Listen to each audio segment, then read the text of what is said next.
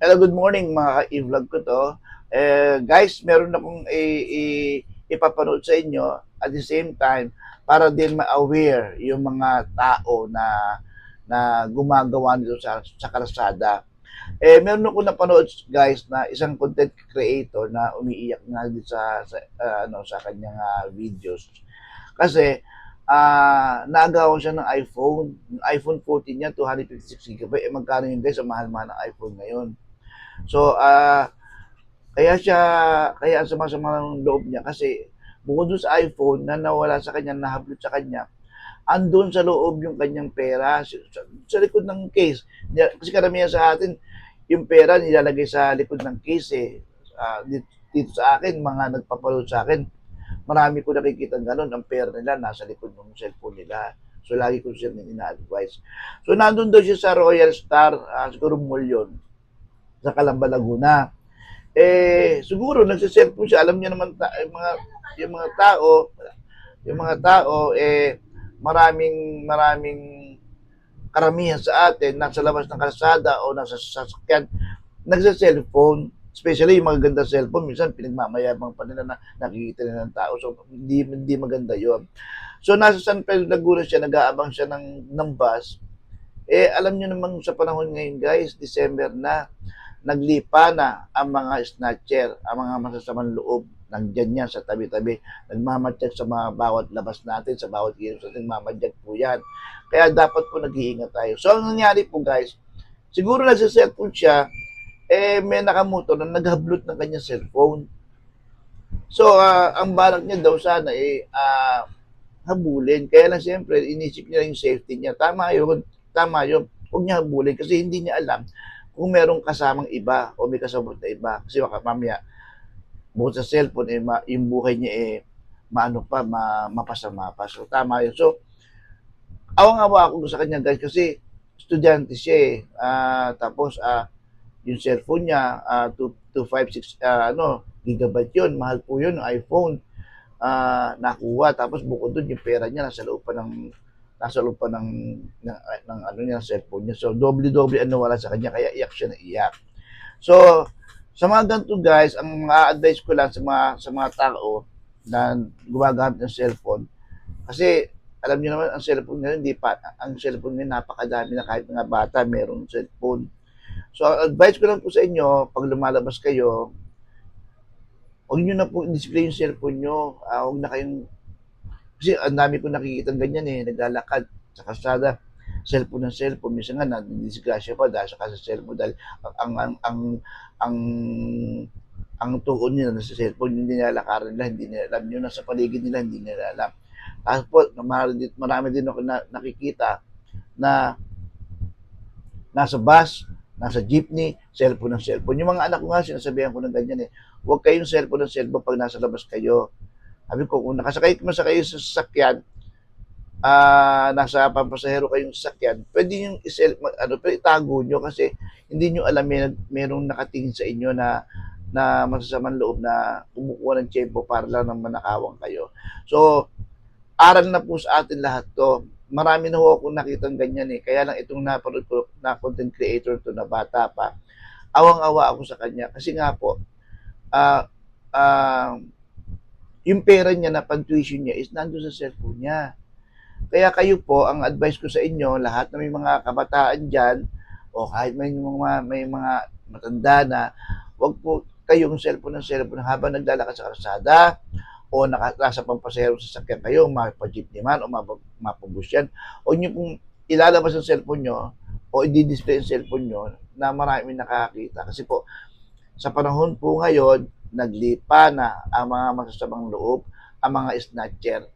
So, in case po mangyari sa inyo, in case mangyari po sa inyo, huwag nyo nung hahabulin kasi po hindi nyo alam na baka mamaya may kasabot dyan, lalo kayo mapahamak. So, hayaan nyo na lang po. So, sa next time po mag-iingat kayo. Pero alam ko po, alam niya ang iPhone, pero alam ko po nakarehistro yan eh. So, po pwede yung ma-detect. Siguro ha, pwede ma-detect ha. Pero hindi ko alam pa paano. Pero ang pagkakalam ko, ganyan po siya. So, ito lang po advice ko lang po sa inyo, kaya ko po i-senior itong ah, tao na to para po ma-aware tayo sa lahat na mag-iingat po tayo. Sa panahon po ngayon, napakaraming masasamang loob. O yun lang po. At sana po mapanood nyo to at maging aral po sa atin lahat. Maraming salamat po at Merry Christmas po sa inyo lahat in advance. So yun guys, hear me out. Here's the thing.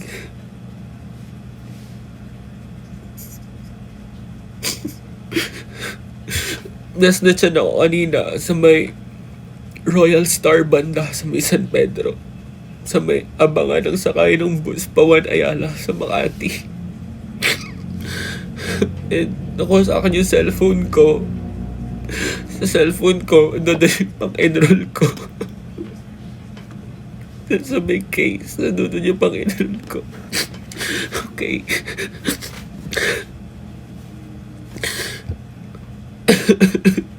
Ngayon, sa cellphone ko, di ko na-kopya yung mga OR cases ko na need or requirement para makakuha ng board exam next year.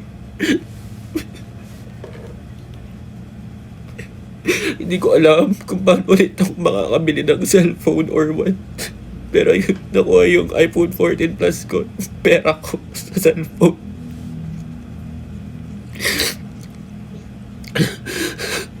Okay. Ginawa ko to kasi ayoko na mag-explain. So, bahala lang kayo. Hindi ko lang alam bakit nangyari. Like, ayun.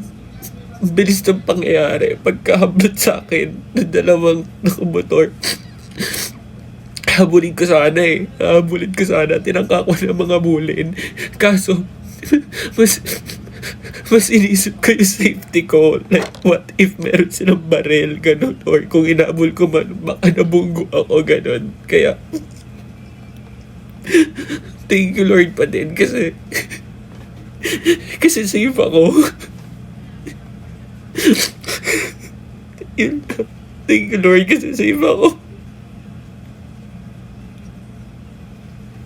Grabe. Ang daming nawala sa akin ngayong November. Nawalan ako ng wallet. After yung birthday ko, nawalan ako na kung ano man bago yung birthday ko. Yung relationship. Ito cellphone, pera. Lahat nawala. Magpapasok ko na, hindi ko alam gagamitin ko. Nangiram lang ako. Hindi ko ito ginagawa para magpaawa, kaya ayoko na kinakawaan ako, pero ayan, mag-ingat kayo lahat sa mga gamit-gamit nyo. Kung meron man po gumamit ng mga pictures ko, hindi ako yon guys, hindi ako yon. Kung gagamitin mo yung Gcash ko, wag kayong magsasend ako ano-ano sa Gcash ko. Okay, if may mga pictures, videos, or something na mag-leak, hindi ako yun. Okay, hindi ako yun.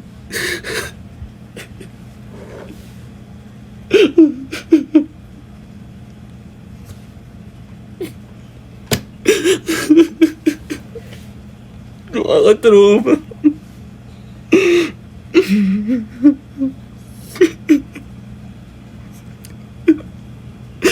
Kanina pa ako iyak na iyak. And thank you din sa mga polis na tumulong sa akin